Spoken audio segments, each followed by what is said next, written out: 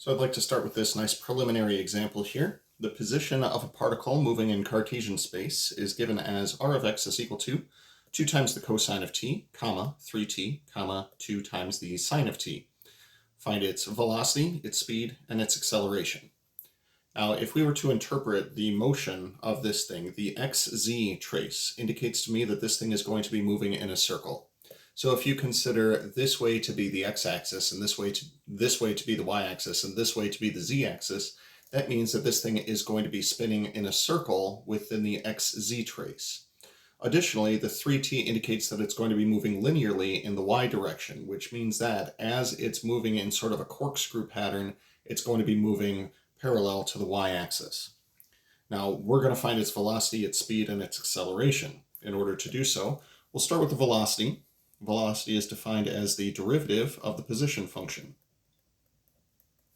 All three of these components can be differentiated relatively straightforward. 2 times the cosine of t would be 2 times the negative sine of t, so we'll call that negative 2 sine of t. 3t will be a constant, that'll be 3, and then 2 times the sine of t will be 2 times the cosine of t. Now, that just indicates further the circular pattern that we see in terms of the x and the z components. Additionally, it's moving linearly in the y direction, as is indicated by the constant component in the velocity. Now, to come up with the speed, speed is defined as the magnitude of the velocity vector. So I'm going to square each of these components. I don't know why I made a vector bracket, because we're going to need a square root. So we're going to square negative 2 times the sine of t. We're going to square 3. And we are going to square 2 times the cosine of t. And we're going to add all those together and take a square root. So with that in mind, we square negative 2 sine t. We get 4 times the sine squared of t, plus 3 squared is 9. And 2 times the cosine of t quantity squared is going to be 4 times the cosine squared of t. Now with that in mind, we do see that there is a Pythagorean identity in here. And if we were to factor out a 4 from these two terms, we would have 4 times the sine squared of t plus the cosine squared of t, better known as 4 times 1, better known as 4, leaving us with 4 plus 9 underneath the radical. That lets us know that as this thing moves in a helical fashion, its speed is actually remaining constant, despite the fact that it will be accelerating back toward the y-axis.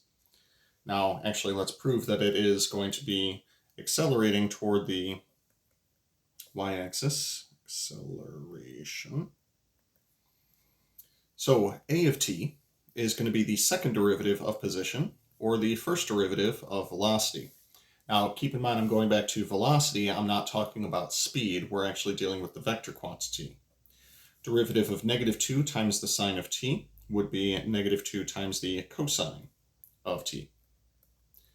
Derivative of 3 is going to be 0, and the derivative of 2 times the cosine of t will be negative 2 times the sine of t. Now, the claim that I made just a moment ago is that this thing is always accelerating back toward the y-axis. If you consider the xz trace of this, you'll notice that the position in terms of x is 2 times the cosine of t. The acceleration in terms of x is the opposite of that, which means that as we displace away from the y-axis, the acceleration is just going to pull us right back in. Additionally, the z component, we have 2 times the sine of t, and in the acceleration we have negative 2 times the sine of t, meaning that this is once again pulling us back toward our axis of rotation. When the acceleration is the opposite of the position, it's taking you back toward the center. It's the same as what we observed with Hooke's law when we were dealing with spring mass systems. So there you go. If we wanted to assign units to the speed, the velocity, or the acceleration, we would need to know the units that were associated with the position. So just a hypothetical here. If this were meters and time is measured in seconds, then the velocity would be meters per second. And the speed would also be meters per second. And the acceleration would be measured as meters per second, also known as meters per second squared.